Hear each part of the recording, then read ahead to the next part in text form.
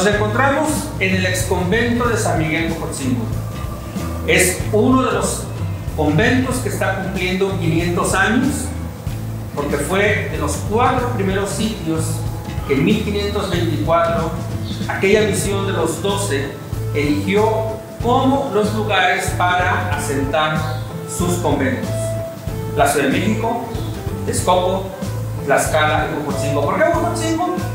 Porque los huejotzingas fueron aliados en la guerra de conquista, porque su situación de este lado de los volcanes Popocatépetl y Iztaccíhuatl, tomando en cuenta que dividen hacia la parte de la Ciudad de México, lo que ellos llamaban Sierra Nevada, permite tener un contacto con el llamado Valle Puebla-Tlaxcala.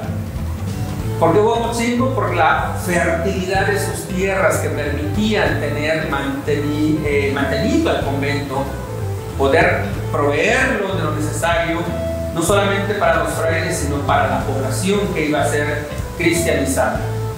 Huejotzingo tiene una importancia enorme, no solamente por ser uno de los primeros 4 conventos franciscanos que hay en el país, con sus diferentes etapas constructivas, por supuesto, sino también por el hecho de que aquí pusieron sus pies Motolinía, Zumárraga, Martín de Valencia, Fray Juan de Alameda. De hecho, desde este convento, los frailes resistieron la pugna, la lucha, el asedio de la primera Real Audiencia, cuando los oidores de aquella malhadada primera Real Audiencia trataron de someter a la República de Indios con la intención de someterlos después de que los habían vejado y los habían hecho caminar descalzos sobre la nieve, cargando enormes elementos sobre sus espaldas. Es decir, Huejotzingo también nos refiere este contacto, esta alianza que se da entre los frailes y los indios al momento de la construcción del mundo novohispano. Y parte precisamente de esta alianza, de esta estrategia que van a desarrollar paulatinamente los frailes, conforme van conociendo aquí, como en muchos otros sitios, la lengua de los indígenas, como van identificando su culto, su sistema religioso, su cosmovisión, etc. Hay un elemento importante que también hace singular a Huejotzingo, que es esta pintura que se encuentra sobre la portada principal. Nos encontramos en la portería. Entonces, en el acceso principal del convento es la que probablemente sea el único testimonio donde se hace referencia a la formación de las mujeres. Es decir, aquí tenemos en la pintura la presencia de esas españolas viudas que Zumárraga mandó a traer de España para la formación de las indias caicas, de las indias nobles, y también conducirlas a su percepción del cristianismo y el aprendizaje de otras labores que se llamaban propias de la condición femenina, propias de las mujeres. Precisamente por la relevancia que tiene Huejotzingo y en el marco de esta efeméride de los 500 años de presencia franciscana en México, el Instituto Nacional de Antropología e Historia, a través del Centro INA Puebla, ha decidido hacer una serie de actividades, y entre ellas están estas videocápsulas, para que conozcamos algunos de los inmuebles más importantes, más emblemáticos del paso de los franciscanos por toda esta región, y el primero es precisamente Huejotzingo. Así que los invitamos a conocer este exconvento, como los otros que también estarán a disposición. Nos encontramos en el locutorio del exconvento y bueno, hay muchos elementos importantes aquí en esta área. Es el tránsito precisamente de la portería hacia la clausura, hacia el claustro. Tenemos un confesionario, uno de los confesionarios que da hacia el templo, precisamente para que algún fraile de otra orden o algún clérigo quisiera apoyar a los religiosos en la tarea de la confesión. Pero sobre todo importante resulta esta pintura en crisalla que tenemos aquí, que da acceso a la clausura. El santo patrono del convento, el santo patrono del templo y el santo patrono del pueblo, San Miguel Arcángel. Este convento estuvo dedicado a San Miguel Arcángel. Esta vinculación tiene que ver con la elección que hacen los franciscanos de el jefe del ejército celeste, ¿no? San Miguel, porque además lo habían elegido como patrono para poder aprender las lenguas indígenas también, pero en el Cocotzingo prehispánico se le rendía culto a Camacho, a el dios de la caza. Entonces hay esta implicación que hay en los procesos de aculturación, en el cual San Miguel Arcángel viene bien para la estrategia de evangelización franciscana, en esta relación que establecen, en esta línea con los antiguos cultos mesoamericanos para tratar de conducir la devoción de los propios indios. Entonces tenemos esta pintura mural que además nos anuncia la riqueza estética que vamos a encontrar en materia de pintura mural en el interior del claustro. Así que me parece importante que podamos visitarlo. Los invitamos a que ingresemos a la clausura y conozcamos el ex convento. Uno de los espacios de vida común en la comunidad de frailes, en el convento, pues era precisamente el refectorio, lo que conoceríamos ahora como un comedor, que debía tener el espacio suficiente no solamente para el número de frailes estables que residían en el convento, sino también pensando en que en algún momento llegaran frailes de la misma orden de visita, o si se desarrollaba aquí algún capítulo, alguna reunión de la orden de la provincia del Santo Evangelio, y por lo tanto el espacio pues debía ser lo suficientemente amplio. Era el lugar donde se desayunaba, se comía, se cenaba, además de manera bastante simple, bastante sencilla. La regla, las constituciones de los franciscanos establecen largos días de ayuno durante el Adviento, la Cuaresma, los viernes también.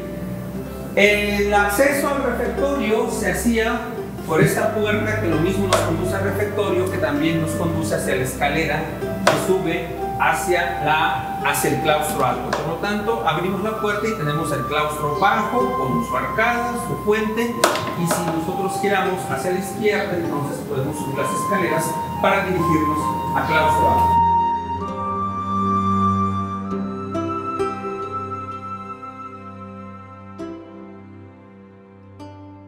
En estos muros, que hacia 1750 se decoraron con unos lienzos grandes de la vida de San Francisco, caminaban los frailes, ya sea rumbo hacia su cátedra de retórica o de gramática, o rumbo hacia el coro. Es decir, tenían esa vida colectiva, formativa, y también la vida conventual, la vida en común. En el lado norte del claustro alto, vinculado a lo que es el templo, tenemos estos 5 nichos hornacinos, donde se depositaban las imágenes en el momento de una procesión interna, cuando la liturgia de la orden franciscana establecía que tenía que hacerse estas procesiones al interior del claustro, pero también permitían que en algún momento un fraile se detuviera camino hacia el coro o camino hacia su clase de retórica para poder hacer alguna oración. Están decorados con pintura y en la parte del arco hay una serie de textos bíblicos, algunos son tomados de los salmos, lo que hacen es convocar a la reflexión e insistir en la espiritualidad franciscana que todo el tiempo se está subrayando en la vista y en la memoria de los frailes que deambulaban por el claustro.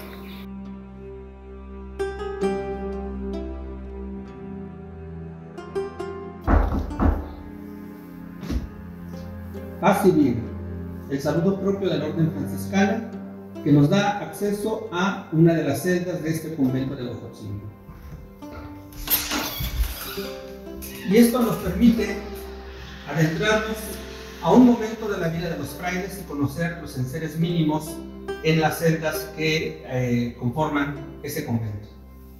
Los enseres indispensables que tenía una celda, pues estaba el reclinatorio, donde el fraile iba a realizar sus actos de oración, con una mesa, su Cristo, una vela para poder alumbrarse en la oscuridad, y no se requería más que un camastro que estaba cubierto por una colchoneta que por lo regular estaba hecha con paja, ¿no? Con relleno de paja, un baúl si acaso para colocar alguna tela, colocar un crucifijo, algún cilicio o alguna disciplina, y era lo elemental que tenían los frailes para tener algún libro que seguramente pedía prestado a la biblioteca y desarrollar aquí las actividades individuales, dormir, su oración personal, su momento de intimidad espiritual, y al momento de escuchar el tañido de la campana reglar, entonces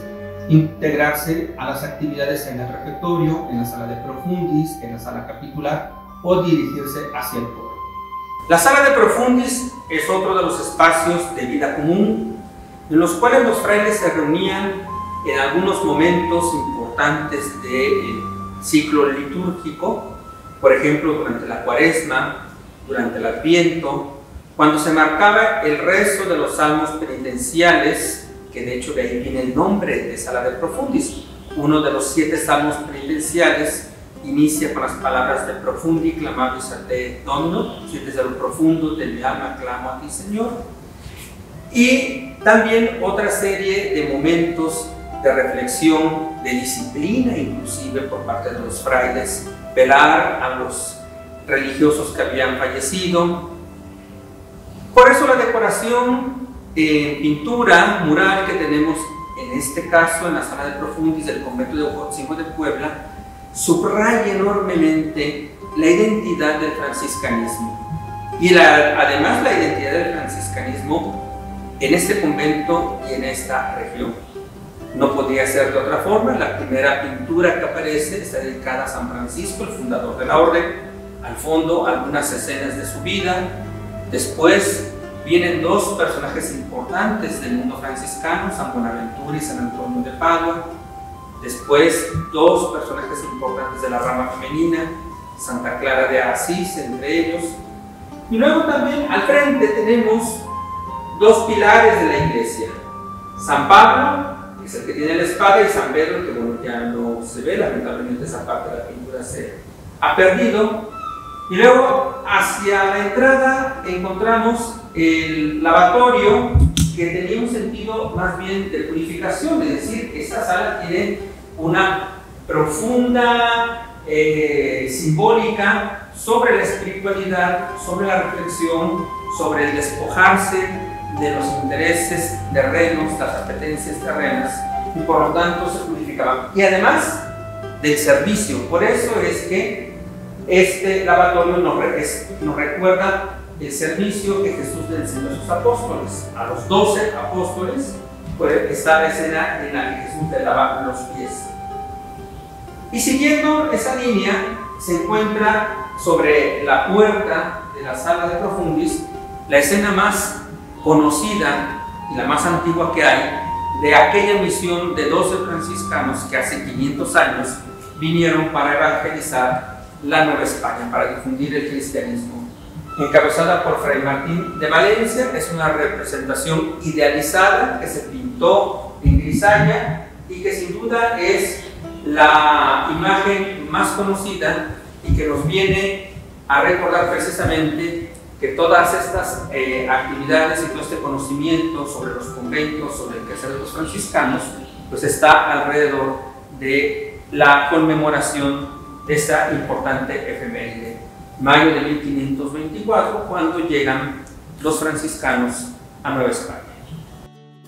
Además de la vida que en comunidad los frailes llevaron en este claustro, durante la etapa de la evangelización fundante, es decir, en las primeras décadas del siglo XVI, una vez que llegaron los franciscanos, al interior de este claustro también estuvieron los indígenas, los muchachitos, los niños, los pilis, los hijos de la nobleza indígena, a quienes los frailes integraron al interior de no solamente sino de la mayoría de los conventos, para que vivieran de alguna manera el modo de vida del cristianismo, que aprendieran, que observaran el modo de vida de los frailes, las costumbres religiosas, pero también para que los frailes aprendieran la lengua, las costumbres, los nombres y la religiosidad de los propios indios y poder entender y comunicarse en su propio idioma.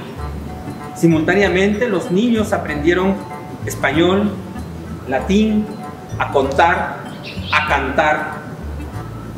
Por lo tanto, el claustro no solamente fue un espacio de vida conventual, en términos de la construcción de la identidad del México mestizo, en términos de la formación de una nación durante 5 siglos, el claustro desempeñó este espacio de diálogo cultural entre un discurso que venía de Occidente, que venía de Europa, y una cosmovisión indígena que se encontraba aquí, que entraron en un diálogo tenso, intenso, no carente de algunas contradicciones, pero que dio como resultado el México que vivimos ahora y la tradición, las tradiciones con las cuales vivimos los mexicanos en estos días. Este espacio nos hace referencia a la vida y a las diferentes etapas que ha tenido el convento. En sus inicios fue construido para ser la despensa del convento. A un lado, aquí cerca, aquí junto, está la cocina, y aquí atrás pues la parte ya de la huerta y el sitio por donde entraban los bastimentos para el convento. Y así estuvo durante el tiempo en que vivieron aquí los frailes. Después, a finales del siglo XIX y las primeras décadas del siglo XX, este espacio se convirtió en cárcel. Entonces, en las paredes podemos ver esas marcas que fueron dejando los presos, que durante meses, quizá alguno por años, estuvo aquí encerrado. Una vez que se fue de aquí el cuartel y que se fue la cárcel, y ya con el paso del tiempo, cuando se hizo museo y se realizaron las excavaciones en lo que fue, o en lo que se considera fue el primer convento, y en otras áreas, pues se encontraron algunos cuerpos momificados o semi-momificados, y bueno, se han colocado en estos ataúdes. Entonces tenemos aquí, por decirlo de alguna manera, 3 etapas distintas en la vocación de este inmueble. Nos encontramos en el ábside del templo conventual de Huejotzingo, donde podemos observar la monumentalidad de la construcción de este inmueble que llevó gran parte del siglo XVI su edificación. Sin duda, el convento primigenio pues era de material mucho más perecedero, más sencillo, de menos dimensiones, y es a partir de 1550 cuando empieza ya la edificación del nuevo convento y de este templo. Es decir, cuando Fray Juan de Alameda ya le da traza al actual Huejotzingo. Hay un documento donde los propios indígenas le comunican al virrey que Fray Juan de Alameda ha dado traza al pueblo y los ha congregado. Este documento de 1555 nos permite poder establecer las periodizaciones que tuvo la construcción del convento y también el desarrollo incipiente del actual Huejotzingo. El atrio tuvo 3 funciones principales. Una, servir como panteón, es decir, que en el atrio se enterraba a la población. En el interior del templo pues, se enterraban fundamentalmente a los caciques indígenas y a los miembros de algunas de las cofradías.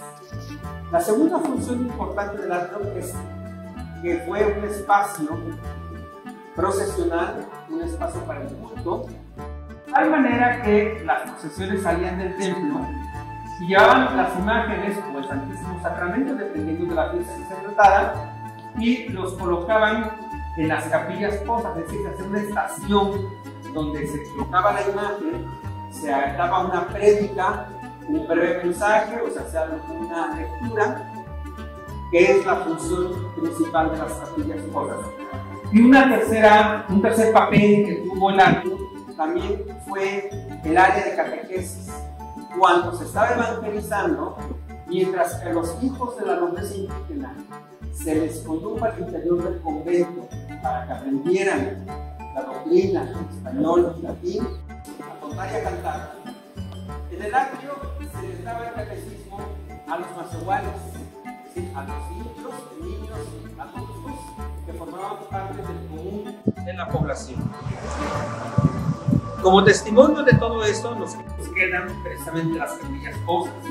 Por ejemplo, en esta en la que nos encontramos, si nosotros levantamos la vista, podemos ver los elementos iconográficos que van a combinar el culto a la Virgen María. Al centro se encuentra el escudo con la letra MA, que es un monograma alusivo a la Virgen María, y a los lados un par de ángeles que están sosteniendo elementos de la pasión de Cristo. Uno tiene un gallo que nos hace referencia precisamente a San Pedro cuando negó a nuestro Señor.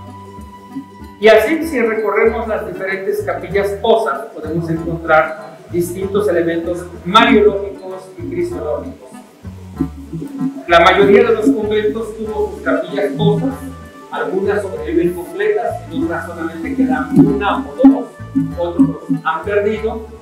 Y dentro de las capillas posas de la región pues están las de Huejotzingo y también las de un convento cercano a Huejotzingo, la de San Andrés Calpa, como los elementos más importantes en cuanto a su calidad estética y constructiva.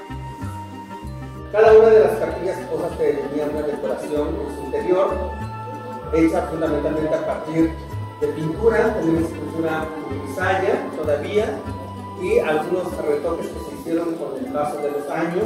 También decoración en piedra, tanto en la elaboración de sus columnas, las perlas isabelinas, algunas que más bien parecen chanchillos. Sí, tenemos aquí la mano de obra indígena en esta relectura, en esta reinterpretación de los elementos decorativos europeos, releídos, reinterpretados por la comunidad indígena, que fueron quienes hicieron este trabajo, remarcando un medallón en la parte alta de la cúpula de cono de esta capilla, y aquí todavía vamos a ver la mitad de una imagen de la representación de la Purísima Concepción. En el marco de estos 500 años de presencia franciscana en México, los invitamos a conocer más de la influencia, del impacto que tuvo el quehacer de los franciscanos en la historia de México, en la cultura, en la transformación del mundo indígena, en la formación de nuevos patrones culturales y también en el conocimiento de nuestro patrimonio, del patrimonio cultural como este exconvento de Huejotzingo y los otros conventos que vamos a irles presentando a través de estas cápsulas que ha preparado Centro INA para ustedes. Hasta la próxima y muchas gracias.